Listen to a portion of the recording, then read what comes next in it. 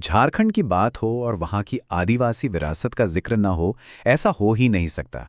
तो आज हम इसी गहरी और समृद्ध संस्कृति को थोड़ा और करीब से जानेंगे। चलिए शुरू करते हैं। तो सबसे पहले एक नंबर पर गौर करते हैं, 32। अब ये सिर्फ एक गिनती नहीं है, नहीं, ये संख्या दिखाती है कि झारखंड में 32 अलग-अलग अनुसूचित जनजातियां बसती हैं। मतलब सोचिए कितनी जबरदस्त सांस्कृतिक विविधता होगी वहां।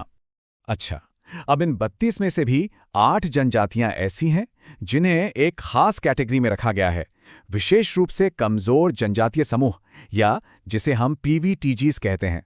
अब ये वो समुदाय हैं जिन्हें कुछ खास वजहों से कह सकते हैं कि ज्यादा मदद और संरक्षण की जरूरत है।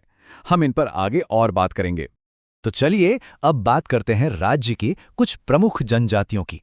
तो सबसे पहले नंबर पर आते हैं संथाल। ये झारखंड की सबसे बड़ी जनजाति है, मतलब आबादी के हिसाब से। इनकी पूरी संस्कृति, इनका रहन सहन, सब कुछ खेती-बाड़ी और जंगलों से जुड़ा हुआ है। तो ये रहते कहाँ हैं? ज्यादातर संथाल परगना इलाके में। इनकी अपनी भाषा है संथाली। और अगर इनके त्योहारों की बात करें तो सोहराय और बाहा सबसे खास हैं। आप देख सकते हैं कि इनकी पूरी दुनिया ही प्रकृति के आसपास घूमती है। और हाँ, इनकी एक और बहुत बड़ी पहचान है, इनका इतिहास। खासकर 1855 का संथाल हूल, ये एक बहुत बड़ा विद्रोह था जो दिखाता है कि ये लोग अन्याय के खिलाफ कैसे उठ खड़े हुए थे। तो यहां से एक बात बिल्कुल पक्की कर लीजिए, अगर कभी सवाल आए कि झारखंड की सबसे बड़ी जनजाति कौन सी है, तो जवाब है संथाल। संथालों के बाद अब हम आते हैं मुंडा जनजाति पर। ये वो समुदाय है जिसने झारखंड को एक ऐसा हीरो दिया जिन्हें लोग आज भी भगवान मानते हैं। तो मुंडा जनजाति के लोग ज्यादातर रांची और खूंटी के इलाकों में रहते हैं। इनकी भाषा है मुंडारी, और इनका नाम हमेशा के लिए जुड़ा हुआ है महान बिरसा मुंडा से। बिरसा मुंडा ने जिस महान विद्रोह का नेतृत्व किया उसे कहते हैं उलगुलान। और ये सिर्फ एक लड़ाई नहीं थी, नहीं, ये तो आदिवासी अधिकारों के लिए, अपनी आज़ादी के लिए लगाई गई एक ऐसी चिंगारी थी जिसने आगे चलकर कई आंदोलनों को रास्ता दिखाया। और पता है, मुंडा समुदाय के लिए बिरसा मुंडा सिर्फ एक लीडर नहीं है, वो उन्हें धरती आबा कहकर बुलाते हैं, मतलब पृथ्वी का पिता। इस एक नाम से ही पता चल जाता है कि वो उनके लिए क्या मायने रखते हैं। चलिए अब आगे बढ़ते हैं झारखंड की एक और बड़ी जनजाति की ओर, उरांव।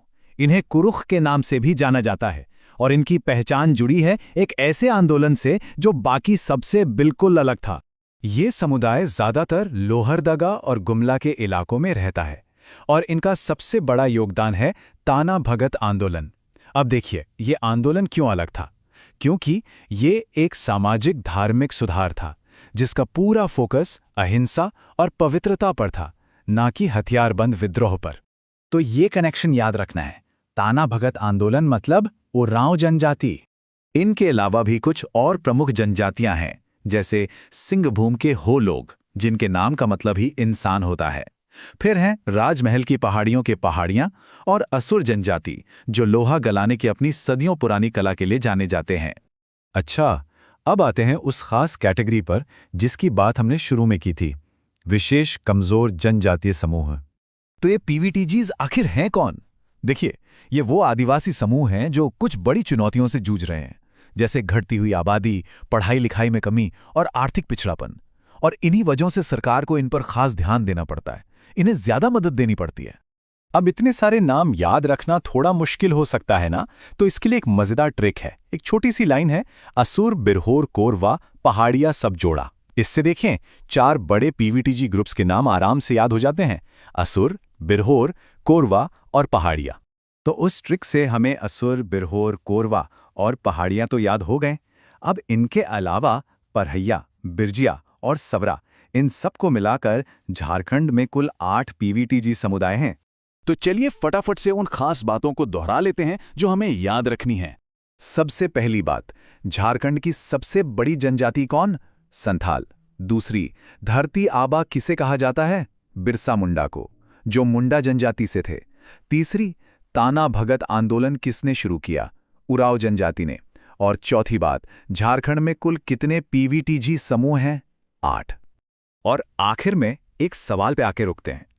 हमने यहां तथ्य और आंकड़े तो देख लिए, पर इन सबसे बढ़कर ये सोचने वाली बात है कि ये इतनी गहरी आदिवासी विरासत आज के मॉडर्न झारखंड की पहचान को कैसे बना रही है और आने वाले समय में इसका क्या रूप होगा।